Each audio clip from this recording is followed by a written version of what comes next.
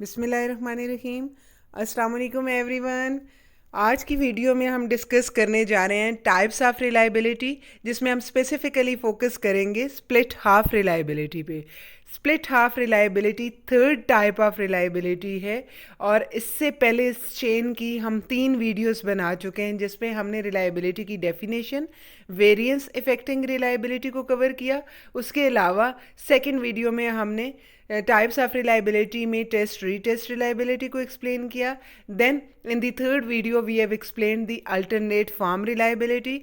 और अब ये इसी चेन की फोर्थ वीडियो है, जिसमें हम डिस्कस करने जा रहे हैं थर्ड टाइप ऑफ रिलायबिलिटी को, that is known as split half reliability. Split half, as the name indicated, split means that the test is divided into halves.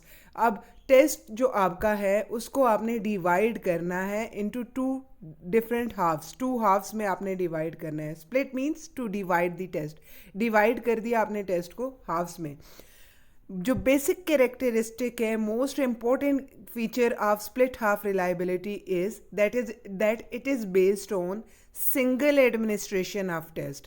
इससे पहले जो हम ऑलरेडी 2 टाइप्स डिस्कस कर चुके हैं, test retest reliability and alternate form reliability, both are based on double administration of test.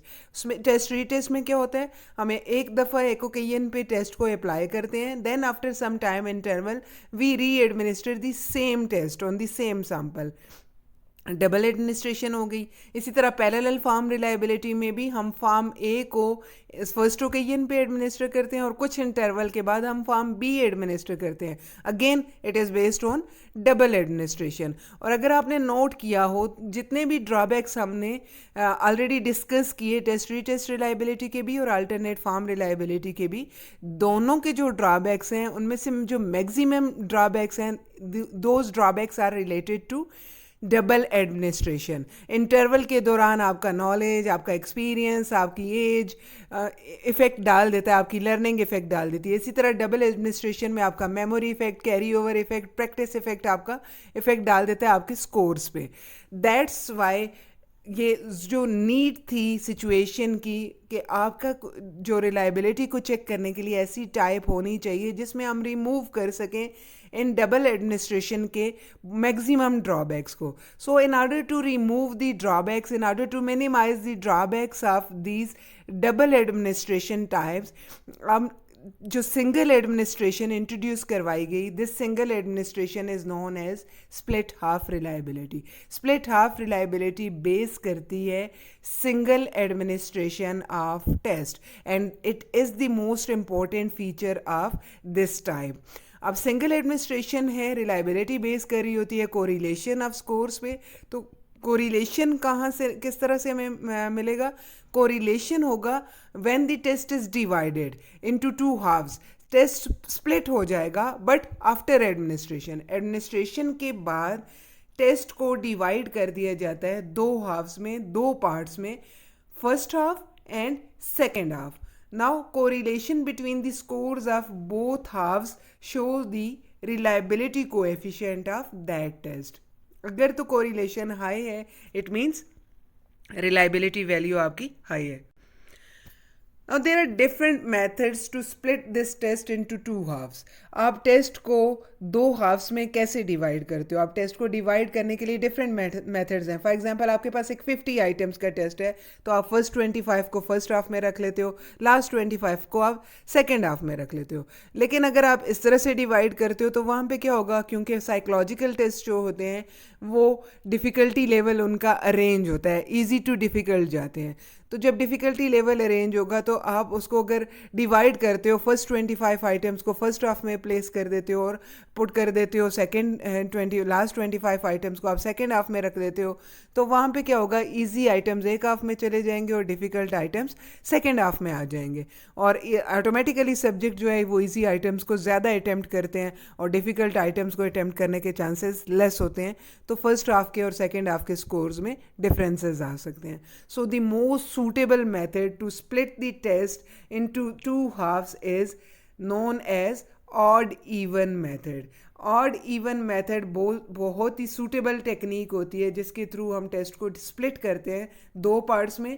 Place all odd items in first half and all even items in second half. आपने जितने भी odd items हैं उनको first half में put कर दिया और जितने भी इवन आइटम्स हैं उनको आपने सेकेंड हाफ में रख दिया। अब क्योंकि डिफ़िकल्टी लेवल टेस्ट का रेंज होता है, सो जो आपका आइटम नंबर 1 है वो फर्स्ट हाफ में आ जाएगा, आइटम नंबर 2 जो है वो सेकेंड हाफ में आ जाएगा, 3 फर्स्ट हाफ में आ जाएगा, 4 जो है वो सेकेंड हाफ में आ जाएगा।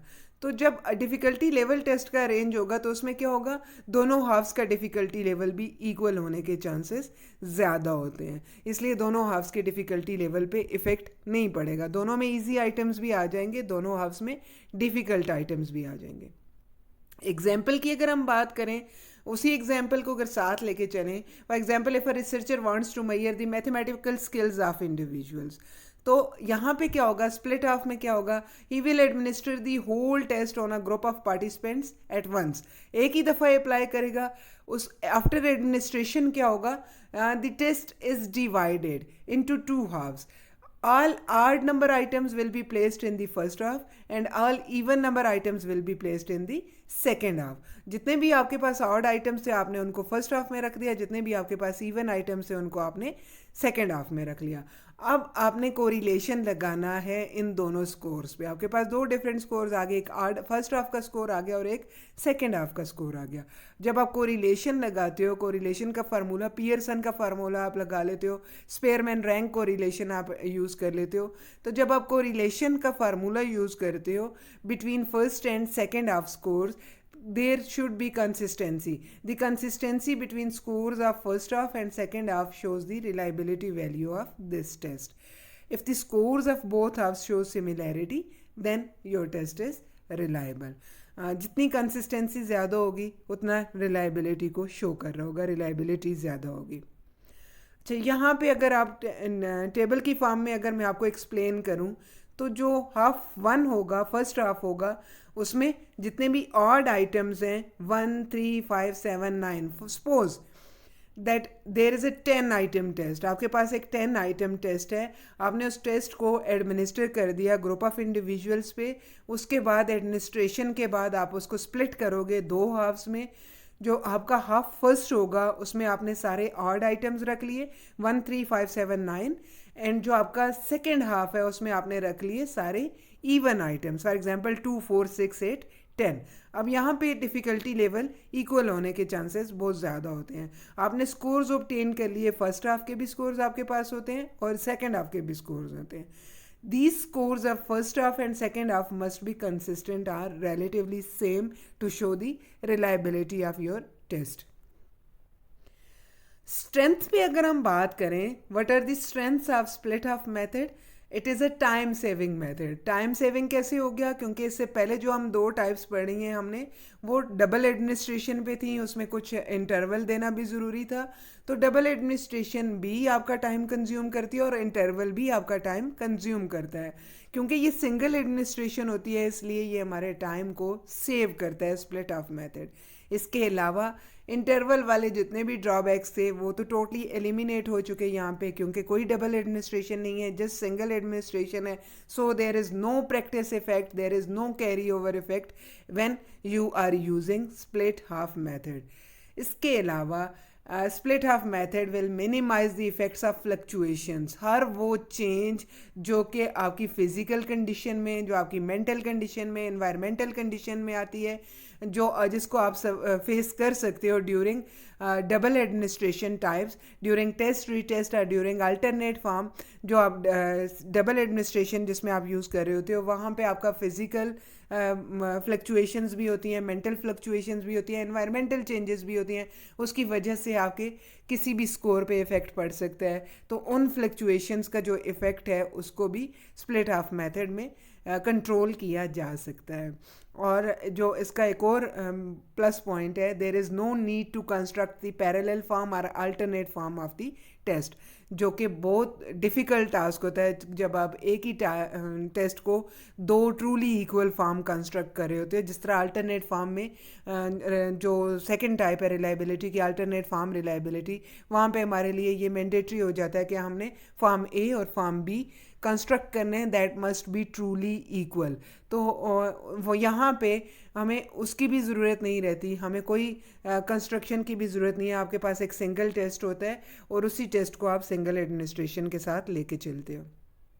अगर इसकी वीकनेस पे बात करें, ड्रॉबैक्स पे बात करें स्प्लिट ऑफ मेथड की, तो it is not suitable for heterogeneous test. Heterogeneous वो कंस्ट्रक्ट होता है जिसमें मल्टीपल फैक्टर्स को मैयर किया जाता है, जिसमें डिफरेंट फैक्टर्स को मैयर किया जाता है, जो सेम कंस्ट्रक्ट को मैयर नहीं करता।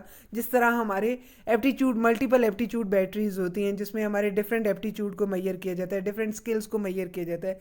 तो वो टेस्ट जो होमोजीनियस होते हैं, जिसमें सिंगल कंस्ट्रक्ट को through out the test Maihar किया जाता है, वहाँ पे स्प्लिट ऑफ बेस्ट टेक्निक होती है रिलायबिलिटी को मैयर करने के लिए। लेकिन वो टेस्ट जिसमें हिट्रोजेनिटी आ जाती है, जिसमें कंस्ट्रक्ट डिफरेंट हो सकता है, मल्टीपल फैक्टर्स को मैयर करने जा रहा है वो टेस्ट, तो वहाँ पे क्या होगा कि वहाँ जब आप आइटम्स को स्प्लिट करोगे तो हो सकता है हाफ आइटम्स आपके जो एक टेस्ट में आए वो इजी हो जाएं, या वो उस एप्टीट्यूड से रिलेटेड हों जो हमारे लिए, हमारे वो स्किल्स हम इंडिविजुअल सब्जेक्ट पोजेस कर रहे हैं, सब्जेक्ट के अंदर वो स्किल्स हैं, और कुछ हाफ ऐसा आ जाए जिसमें इंडिविजुअल के अंदर वो स्किल्स हैं ही नहीं है, तो वहाँ आपके स्कोर्स पे ये इफेक्ट डाल सकता है। So this method of reliability is not suitable for heterogeneous constructs and it gives the reliability of half test। जैसे आपने टेस्ट, रीटेस्ट और अल्टरनेट फॉर्म में देखा कि आपने डबल एडमिनिस्ट्रेशन की तो 10 आइटम्स आपके एक एडमिनिस्ट्रेशन में थे और 10 आइटम्स आपके दूसरे एडमिनिस्ट्रेशन में थे, तो फुल टेस्ट की रिलायबिलिटी हमारे पास आ जाती है। लेकिन जब आप स्प्लिट हाफ को यूज़ करते हो, जिस तरह से यहाँ अगर हम टेबल में देखें तो जब हम स्प्लिट हाफ को यूज़ करते हैं तो यहाँ पे अगर हम काउंट करें तो 5 आइटम्स हैं हमारे फर्स्ट हाफ में और इसी तरह से 5 आइटम्स हैं हमारे सेकेंड हाफ में। तो इट मीन्स कि ये हमें हाफ टेस्ट की रिलायबिलिटी दे रहा है। टोटल जो हमें रिलायबिलिटी मिल रही है वो 5 आइटम्स की मिल रही है here in this example. So in order to check the reliability of full test, Spearman Brown का एक फार्मूला है जिसको यूज़ किया जाता है to double the obtained reliability of half test. Half test का जो कोरिलेशन आपके पास आ गया, जो रिलायबिलिटी एस्टीमेट आपके पास आ गया, आप उस रिलायबिलिटी एस्टीमेट को यूज़ करते हुए स्पेयरमैन ब्राउन फार्मूला यूज़ करते हो in order to double the reliability of half test in order to obtain the reliability of full test। अब ये फार्मूला क्या है ये मैं आपको एक्सप्लेन कर देती हूँ। This is Spearman Brown formula जो कि यूज़ होता है फुल टेस्ट की रिलायबिलिटी को चेक करने के लिए, कैलकुलेट करने के लिए in split half method, when you are using split half method of reliability. इसमें फार्मूला क्या है, R11 is equal to 2R prime 11 divided by 1 plus R prime 11।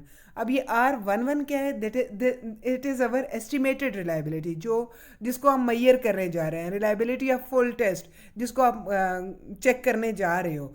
और R प्राइम 11 क्या है, it is obtained reliability. obtained कौन सी है हमारे पास reliability, that is reliability of half test. Already आपने कोरिलेशन के थ्रू जो पियर्सन कोरिलेशन आपने लगाया या स्पेयरमैन कोरिलेशन आपने लगाया फार्मूला, उसके थ्रू जो आपके पास हाफ टेस्ट की रिलायबिलिटी आई, that is known as obtained reliability. obtained reliability को आप मल्टीप्लाई कर देते हो 2 के साथ और फिर उसको divided by 1 plus obtained reliability. R prime 11 is obtained reliability. जो हाफ टेस्ट की रिलायबिलिटी हमारे पास आई उसको 1 में प्लस कर देते हैं उस वैल्यू को, और फिर इन वैल्यूज़ को आपस में डिवाइड करने के बाद आपके पास जो डिजिट आता है, जो वैल्यू आती है, that is reliability of your full test. तो ये हमारे पास डबल हो जाती है by using Spearman Brown formula. So ये ड्रॉबैक भी आपका कवर हो जाता है कि ये हमें हाफ टेस्ट की reliability split of method provide करता है। This is all about split of reliability. Most suitable method है होमोजीनियस, स्पेसिफिकली होमोजीनियस टेस्ट के लिए, होमोजीनियस कंस्ट्रक्ट की रिलायबिलिटी को चेक करने के लिए। हमारा इंटर आइटम कंसिस्टेंसी को भी मैयर कर रहा होता है। तो सिंगल एडमिनिस्ट्रेशन है, इंटरवल वाले सारे ड्रॉबैक्स को, डबल एडमिनिस्ट्रेशन के सारे ड्रॉबैक्स को कवर कर रहा होता है, एलिमिनेट कर रहा होता है। अगर आपको क्लियर है, दैट्स वेरी गुड। और अगर कोई भी कन्फ्यूजन है, then you can ask in comment section. Thank you so much.